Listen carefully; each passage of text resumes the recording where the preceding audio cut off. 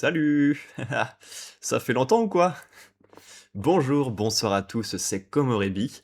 On se retrouve pour un nouvel épisode de La Lumière Pop de la semaine, celui sur la semaine numéro 44.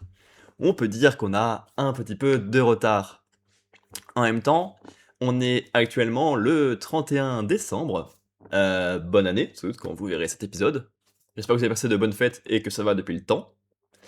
Parce que je n'ai rien enregistré depuis le 2 novembre, il y a quasiment 2 mois maintenant, et rien sorti depuis 2 mois. C'est effectivement pas normal pour une émission à un rythme hebdomadaire. Je me suis peut-être raté quelque part, effectivement, bon, ce sont des choses qui arrivent. J'ai pas de raison particulière de pourquoi j'ai disparu pendant 2 mois, hein, c'est des choses qui arrivent. Il y a eu la saison compétitive d'escalade, c'était bien. J'ai fait les départementales du département voisin, où j'ai fini 4ème sur 15. Très content, les blocs étaient cool, j'ai bien réussi. Très content de moi. La semaine d'après, régionale ouverte dans ma région. J'ai fait 46ème sur 51. Le niveau était super dur. Des blocs, des adversaires. Et il y avait beaucoup de monde, donc c'était très long pour faire chacun de nos essais. C'est des choses qui arrivent et qui m'embêtent un petit peu. Et semaine d'après, départementale de mon département, dans ma salle. Et j'ai fait 8ème sur 20, un truc comme ça. Donc mieux que l'année précédente, alors que c'était ouvert plus dur apparemment. Mais je suis content parce que j'ai grimpé. Et depuis la compète, j'ai fait quelques séances dans ma salle, où j'ai réussi à passer des blocs qui étaient à un bon niveau pendant la compète et que j'ai pas eu le temps de. En dehors de ça, il y a eu pas mal de boulot. Ça me prend une énergie de dingue. Je sais pas ce qui se passe. Est-ce que c'est juste les horaires qui sont normales, hein, je fais que 35 heures, mais je sais pas, ça me fatigue de fou. Les réveils à 7 heures, ça me détruit l'organisme, je crois. Je suis pas branché pour vivre à ce rythme-là. Parce que là, pendant mes vacances, hier, je me suis réveillé à 12h30, sans difficulté, et sans m'être couché si tard que ça. Je dors pas spécialement beaucoup plus que pendant le boulot, mais bah décalé de 5 heures, tu le sens, hein. Et ouais, entre la fatigue mentale, la fatigue physique, le fait que je sois constamment malade là en ce moment, ça me saoule. C'est dur. Après, j'ai surtout beaucoup joué à la Switch. Ça, on en parlera dans les épisodes à rattraper, parce que on en est à la semaine 44, ça c'est l'épisode d'aujourd'hui là. Mais actuellement, dans le vrai monde, dans le présent, on est à la semaine 1. Du coup, on a un petit peu de retard à rattraper, et pas mal d'œuvres découvertes, hein. Un manga slash comics slash BD par jour, quelques films par-ci par-là, quelques jeux parce que j'ai bien joué à la Switch, quelques séries, et sinon, ouais, bah pendant ces 2 mois, il y a eu pas mal de moments en famille, il y a eu pas mal de trucs, quoi, c'est la vie. J'ai disparu, c'est pas la première fois, ça sera sans doute pas la dernière, mais c'est dommage. Là, on en est à une semaine tout pile de vacances. J'étais persuadé que je me servirais des vacances pour bien me mettre à jour sur ce podcast, bien rattraper, histoire de pourquoi pas lancer un live ou deux pendant les vacances en plus. En une semaine et demie, tu vois, ça me paraissait jouable. Une semaine, c'est mon premier enregistrement, alors qu'on a un retard gargantuesque. Ça me paraît compromis, mais j'aimerais beaucoup pouvoir sortir les épisodes régulièrement, histoire de se mettre à jour, tenir le rythme correctement et faire quelques lives dans la semaine. Quelques pouvant être un ou deux, hein, mais au moins en faire quoi. Ça me ferait kiffer. On va pouvoir lancer dès maintenant ce premier épisode avec 9 œuvres dont on va parler. Des œuvres que j'ai découvertes entre le 27 octobre et le 2 novembre, la semaine 44.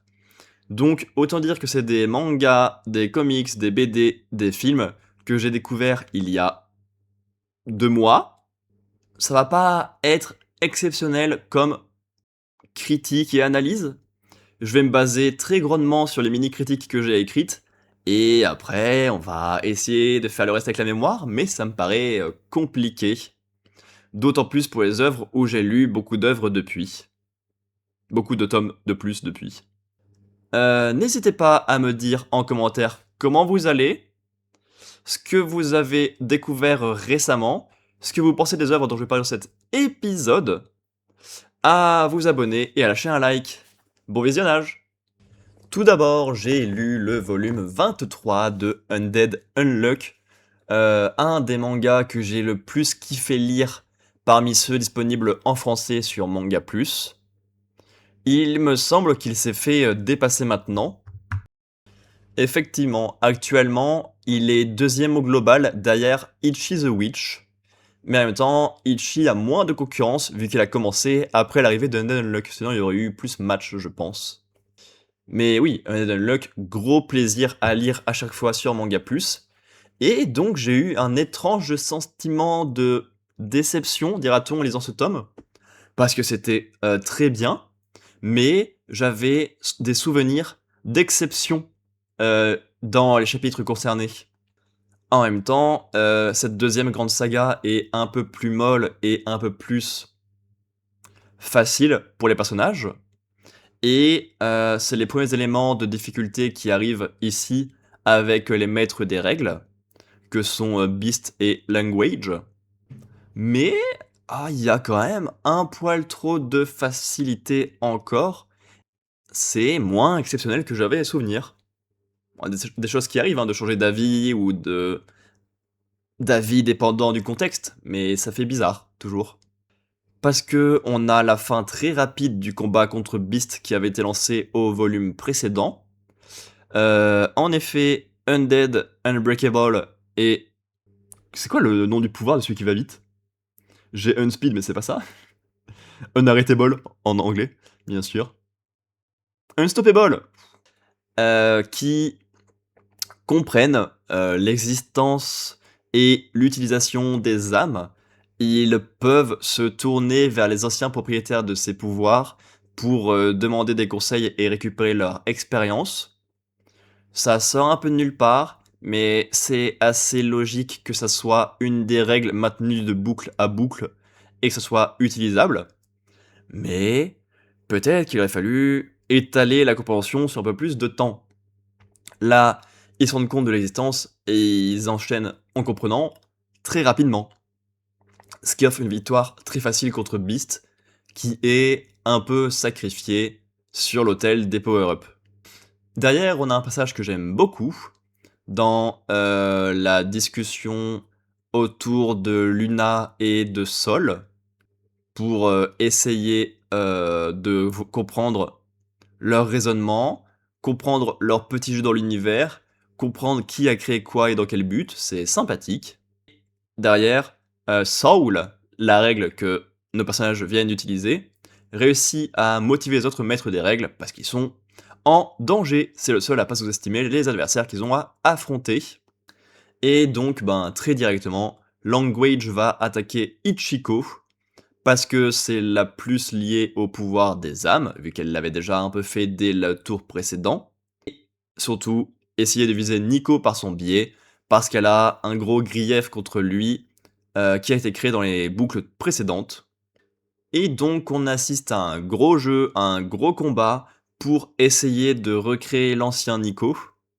Language par la violence, et Ichiko de manière un peu plus douce, parce qu'elle sait qu'elle a besoin du vrai Nico à 100%, mais que ce serait bien de le faire dans une version un peu plus douce, pour y aller plutôt que de le faire souffrir. Et c'est un combat très original, avec plein de sujets assez étonnants en son sein.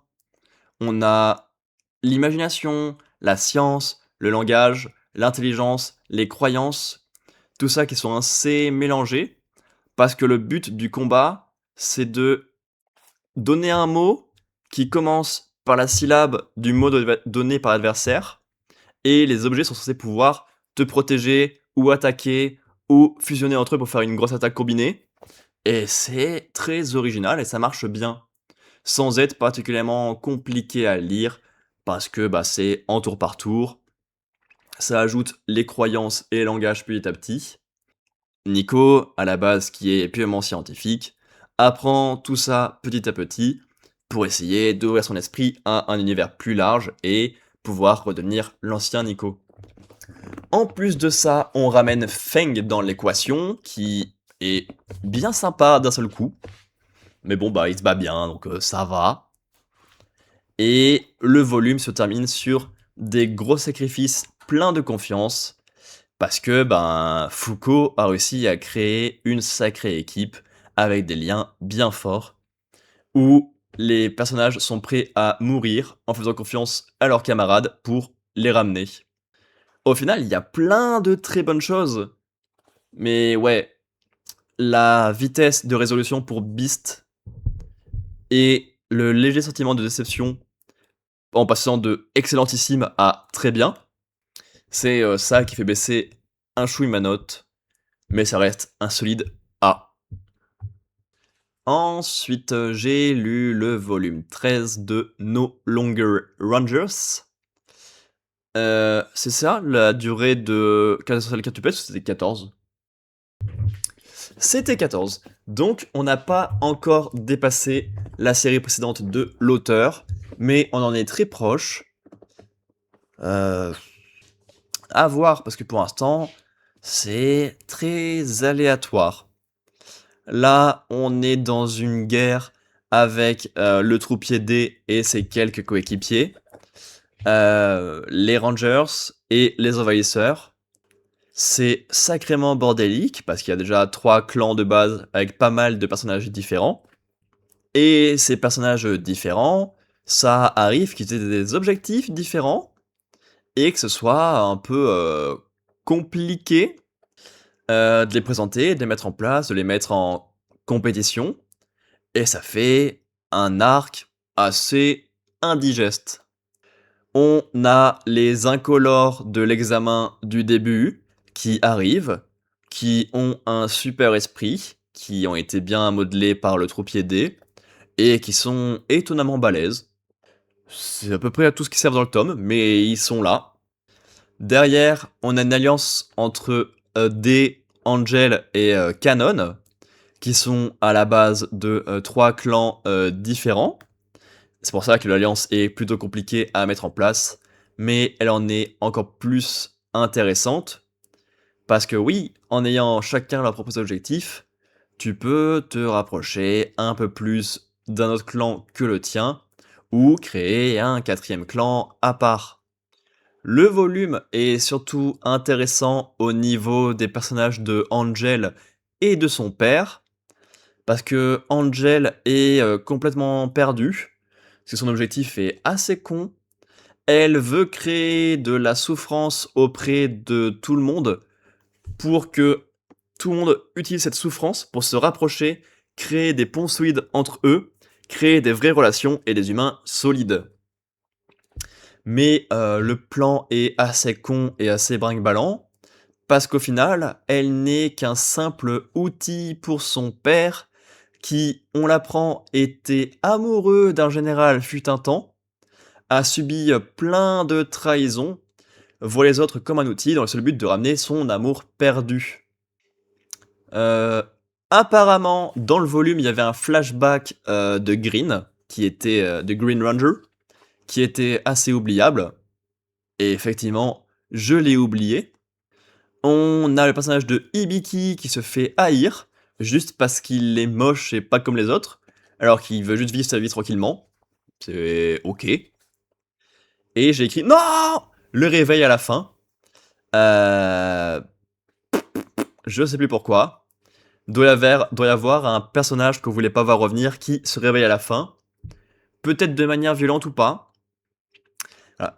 Et on va dire que c'est difficile de parler de ce volume. De base, c'est compliqué. De base, je ne comprends pas forcément tout. De base, je ne retiens pas spécialement tout. Et ça fait 2 mois. Là, pour le coup, c'est 100% un mini-critique. Je ne me souviens de rien du volume. Mais j'avais passé un bon moment, notamment grâce à l'alliance forcée et compliquée entre 3 personnages très différents, et le côté très touchant de Angel maintenant et de son père dans le passé. Dans le passé qui interfèrent tous les deux actuellement. Compliqué, encore plus de mois après, mais pas mal. Ensuite, j'ai lu Dans l'abîme du temps de l'édition Les chefs-d'œuvre de Lovecraft. C'est une saga que j'ai commencé à peu près à la moitié, dira-t-on, et que j'en suivi petit à petit. J'aime beaucoup moins les derniers volumes, surtout ceux du cycle du rêve, je les trouve assez vains, en référence aux précédents épisodes. Et mon rattrapage actuel pour compléter ma collection s'est dirigé vers les chefs-d'œuvre de Lovecraft. Je me suis tourné vers les anciens volumes, dont Dans l'abîme du temps, et ça fait trop plaisir de retrouver du bon Lovecraft. Et je comprends mieux pourquoi j'avais voulu lire plus de volumes en lisant mes premiers. Celui-là était très bien. Un chouille long, ça reste toujours des gros volumes, donc il y a parfois quelques longueurs, mais celui-là est quand même plutôt bien rythmé, parce que c'est terrifiant comme histoire. C'est un mec, son corps est toujours là, mais son esprit plus du tout. 30 ans après, tu te réveilles, tu te dis qu'est-ce qui s'est passé pendant 30 ans? Qui est devenu ma famille? Qu'est-ce que j'ai fait? Dans quel état est mon esprit? Et c'est trop intéressant. On le voit essayer de retracer son parcours, suivre chaque étape qu'il a suivie, mais c'est hyper difficile parce qu'il est bien plus bête et bien plus que la créature qui était dans son corps. Donc ça le mène aussi à se poser des questions sur ce que c'est être un humain, sur qui sont ces créatures, sur la différence de pouvoir qu'il peut y avoir entre ces deux espèces, et c'est super intéressant. D'autant plus que son enquête lui mène à comprendre qu'il s'agit d'une sorte de créature mystique très évoluée, qui peut voyager dans le temps, qui peut voyager dans les corps, mais absolument l'entièreté de l'espèce a été décimée. C'est impactant, hein. Tu disparais pendant 30 ans sans avoir rien pu faire. Tu perds ta famille, tu perds ton identité, tu perds ton caractère. Tu dois tout reconstruire, tout comprendre ce qui s'est passé. T'apprends que c'est un mec ultra supérieur, dans une race ultra supérieure, race 100% décimée. Et t'es en mode, nous simples humains, éprouvant tout du long, il y a aucune réparation possible, ce qui est pas étonnant pour des Lovecraft, mais étonnant pour un récit du genre. Et ouais, hein, c'est nihiliste. Tu cherches la compréhension, tu retraces le parcours, jusqu'à te dire, j'ai fait mon max, on est dans la merde, j'arrête. En plus de ça, les visuels marchent très bien. J'ai passé un superbe moment. Alors comme ça, j'ai mis que du positif. Le seul élément un peu plus négatif que j'ai mis, c'est que c'était un poil long. La phase d'enquête, même si elle est intéressante, tire un chouille en longueur par moment, ce qui empêche d'avoir une note parfaite, et on se retrouve encore avec un joli A. La critique qui arrive va être compliquée. En effet, dans les volumes Marvel Must Have du mois de octobre, j'ai lu Iron Man les 5 cauchemars, et j'ai ouvert ma mini-critique, écrite début novembre, il y a quasiment 2 mois, par le mot « oublié ». Et si ma mini-critique, après la lecture, commence par « oublier », je me demande ce qu'il en reste 2 mois après. Je pense que la réponse est plutôt évidente et facile à trouver, mais on va voir, hein. C'est un volume qui était dans l'actu du cinéma, puisqu'elle mettait en avant la famille Stein, comme le premier Iron Man, qui est sorti à peu près en même temps que ce volume-là. C'est également très dans l'actu du monde des terroristes, ce qui fait des sujets assez lourds et difficiles à porter, évidemment. On a donc une série violente, explosive et vicieuse, notamment parce qu'on utilise les armes et les actes de Tony Stark contre lui-même. On voit Stark subir ses propres armes, ses propres méthodes, ses propres contradictions, tout dans sa gueule parce que c'est lancé par un rival qui le connaît très bien. Il subit de fou, il subit quasiment tout le long, d'autant plus en étant très seul dans le volume, choisi ou forcé. Ça apporte pas grand chose de plus et de surprenant. Mais le gros des difficultés de Stark, c'est qu'il est dépassé par une évolution technologique, où littéralement les hommes et les machines sont 100% fusionnés.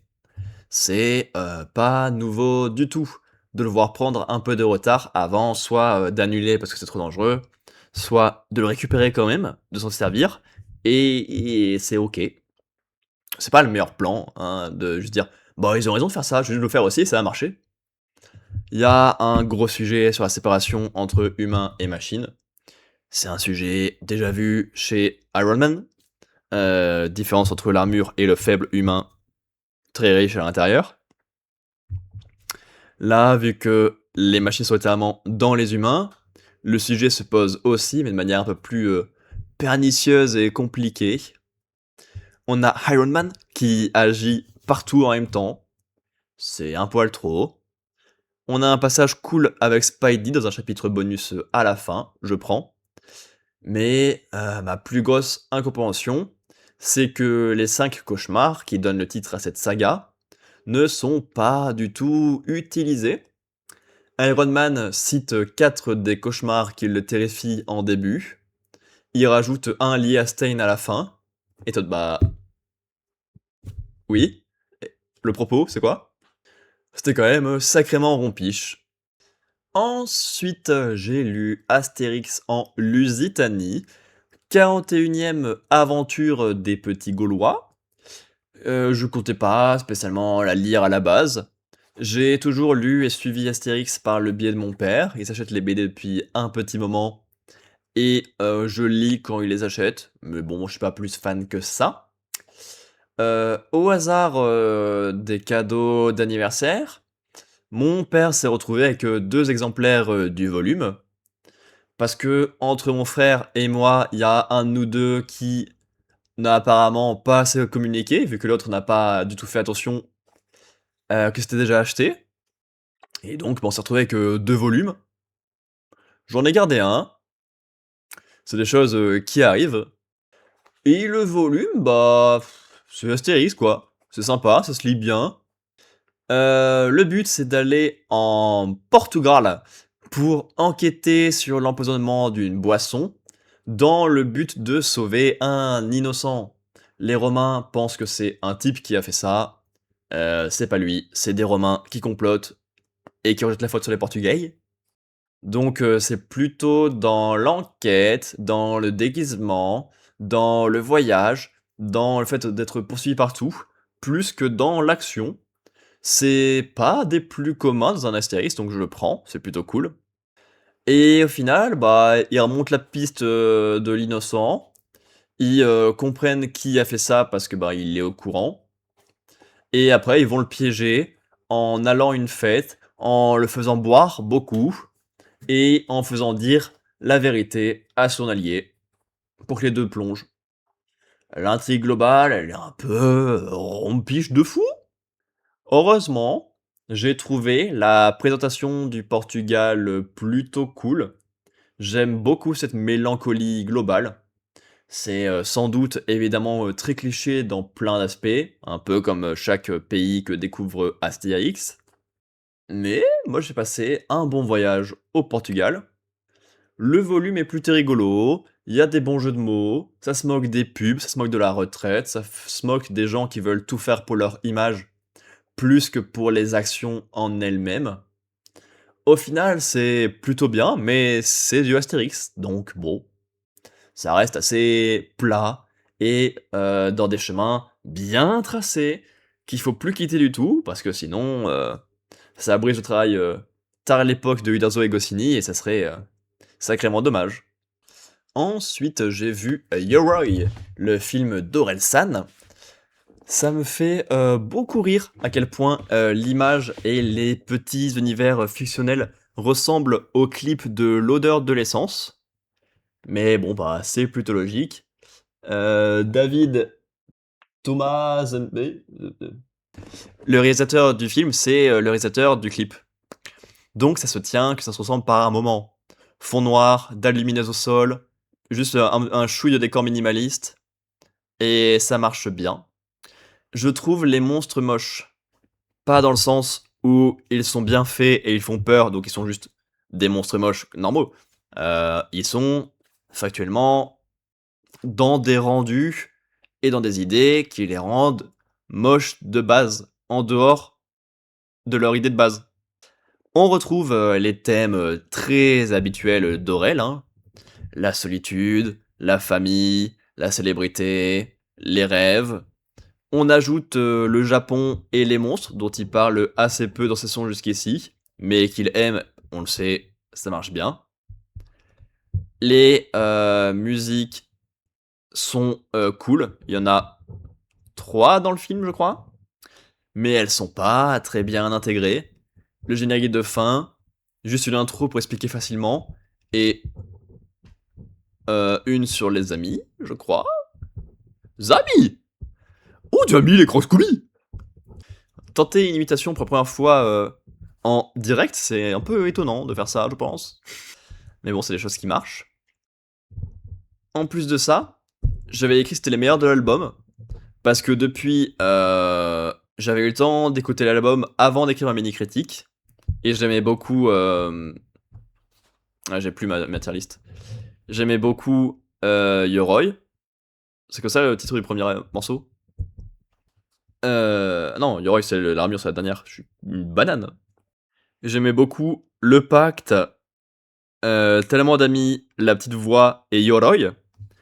Qui, dedans, il y en a 3 qui sont dans le film, si je ne m'abuse, parmi les 4. Et d'ailleurs, c'était plus ou moins aléatoire. Mais depuis le 7 novembre, ça fait quasiment 2 mois, j'ai eu le temps de faire de nombreuses autres écoutes. Et mes morceaux préférés maintenant sont Ailleurs et encore une fois, avec Yamé. Et bon, bah finalement, ça va. Les morceaux du film n'ont pas trop impacté. Sinon, bah pour le film en lui-même, je ne sais pas du tout comment il peut rendre sans connaître Orelsan de base, ou sans connaître un minimum et être un peu fan de tout ce qui touche au Japon, au folklore, à ces monstres. S'il te manque que un des deux, je pense que c'est pas si grave, mais si t'as aucun des deux, ça doit être assez compliqué à suivre, je pense. C'est assez dommage, je trouve aussi, pour les sujets autour de la compréhension et de l'amour des monstres. Ça nous met ça très en avant pendant une belle partie de l'œuvre. Parce que ben ils sont dangereux, mais ils ont peut-être une histoire, peut-être des problèmes, peut-être il faut les comprendre pour pouvoir réussir à les contrer plus facilement. Mais bon, bah ça finit en baston quoi. Baston et dialogue face à Sama, mais baston quand même, notamment beaucoup. Donc j'ai passé un bon moment. Il y a pas mal de failles, mais c'est beaucoup de trucs qui me parlent. J'aime beaucoup la voix de Orelsan en règle générale, donc ça a dû bien aider. C'est hyper cool qu'il ait réussi à faire ça et à le sortir. Franchement, bah j'ai passé un bon moment.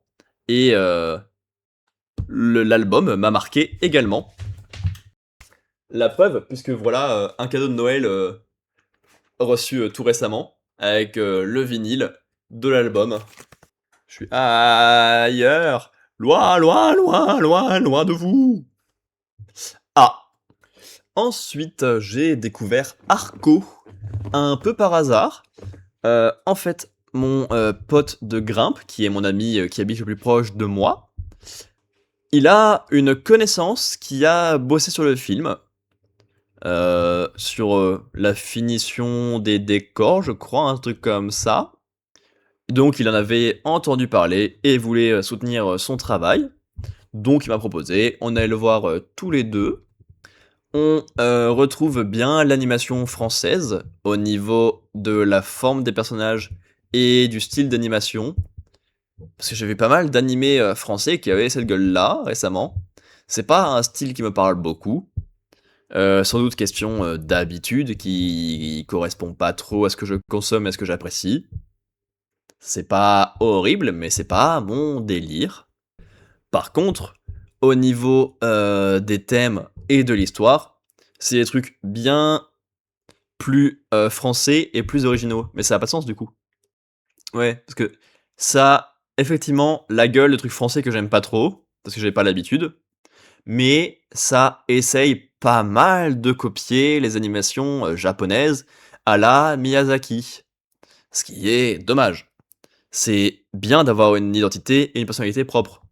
Ça me plaît moins, mais c'est agréable d'avoir notre propre style. Heureusement, au niveau des thèmes et de l'histoire, c'est beaucoup plus personnel et original. Parce que ça, c'est des trucs qui sont mieux français, que j'ai pas vu beaucoup ailleurs. On a un jeune qui se perd dans le temps, loin de sa famille, qui est protégé et aimé par une petite fille qui vit toute seule. Ses parents bossent tout le temps loin, donc elle est juste avec sa sœur bébé et un robot femme de ménage, pas du tout, et un robot babysitter. Le robot est d'ailleurs plutôt cool, et j'ai décelé une référence subtile au robot sauvage. Il y a une scène où il court dans une forêt en feu, avec les bras un peu écartés, entouré d'animaux. Je me suis dit, ah, il y a de référence. On a un trio antagoniste et coloré qui est très surprenant et très cool dans leurs interactions entre eux, puis avec les autres, parce que c'est quand même de sacrés parias, bah, comme la plupart des personnages d'ailleurs de cette œuvre. Il y avait une scène qui faisait un peu peur avec les robots professeurs de l'école. Quand ils se mettent à chasser d'un coup, c'est froid et ça fait peur. Il y a pas mal d'idées futuristes sympas. Les bulles de protection autour des maisons pour éviter de subir les grosses tempêtes dehors. Et pouvoir faire un barbecue quand même. Les cours holographiques qui prennent toute la salle. Et pas mal de trucs comme ça. J'ai écrit la motivation temporelle aussi. La motivation temporelle. Ah oui. Parce que c'est le truc basico-basique de... Elle...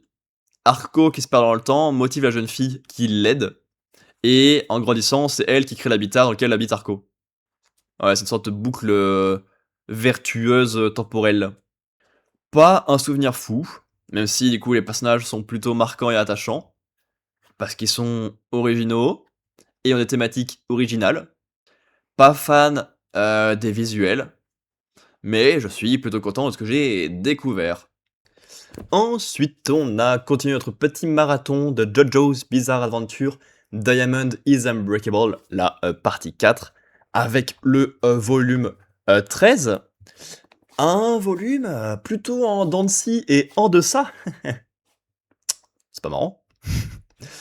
Au début, on a un extraterrestre. Ça pose plein de questions, genre qu'est-ce que fout ce mec sur Terre? Euh, Pourquoi est-ce qu'il a des pouvoirs? Pourquoi la flèche lui fait rien?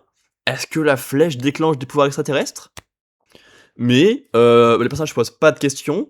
Ils se servent juste de l'extraterrestre pour faire chier et pour voler l'argent de Rowan. C'est rigolo. Ça fait honneur à la partie 3 et à ses premiers stands de jeu. Il y a une sacrée relation de con entre Rowan et Josuke Higashikata. Mais bon, bah, on s'en fiche. Ça arrive d'avoir dans une équipe des gens qui s'entendent un peu moins, mais qui fonctionnent quand même dans l'équipe globale. Derrière, on a Rowan qui enquête sur un tunnel et qui se fait poursuivre absolument partout.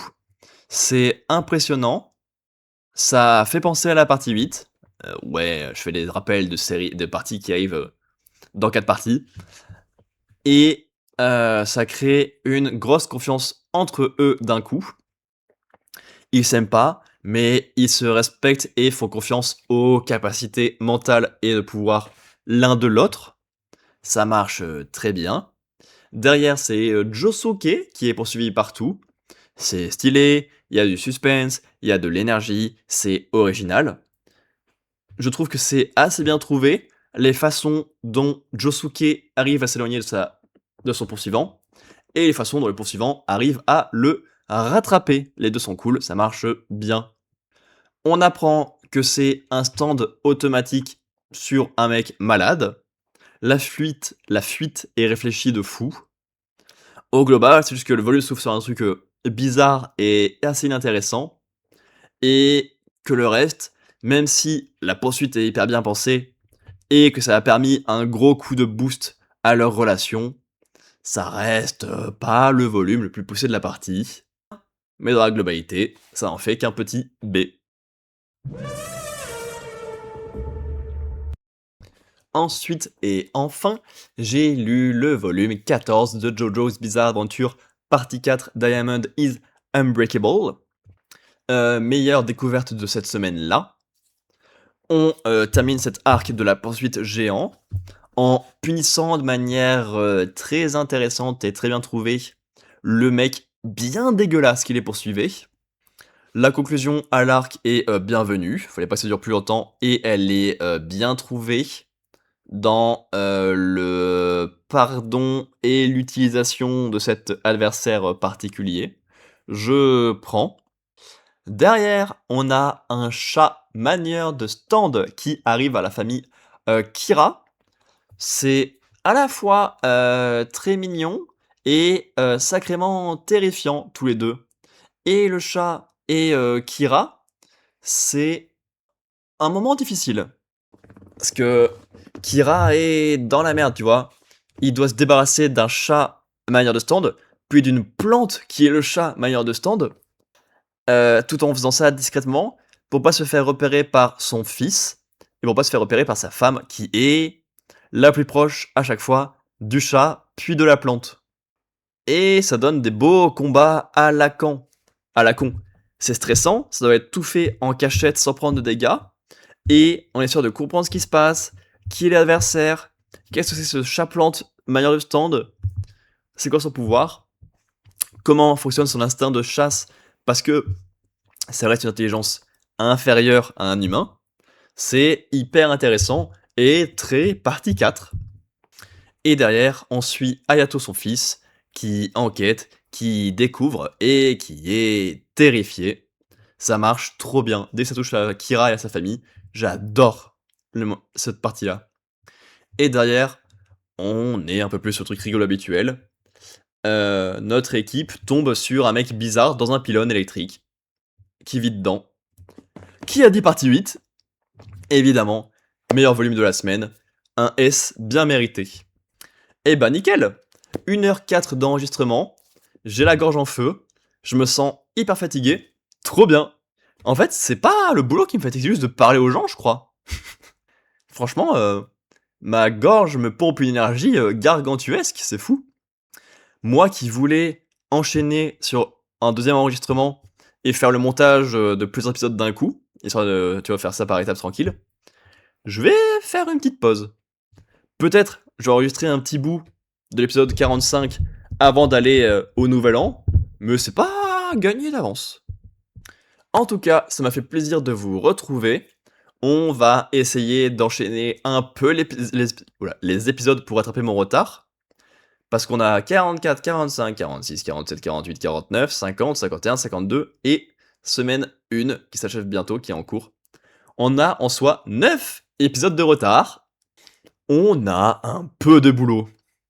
J'espère que ça vous a plu. N'hésitez pas à me dire en commentaire comment vous allez, ce que vous avez découvert récemment, ce que vous pensez des œuvres dont je parle dans cet épisode, à vous abonner et à lâcher un like.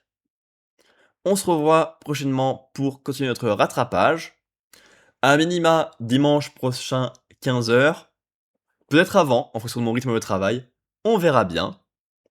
D'ici là, portez-vous bien, faites-vous plaisir. Comme bientôt.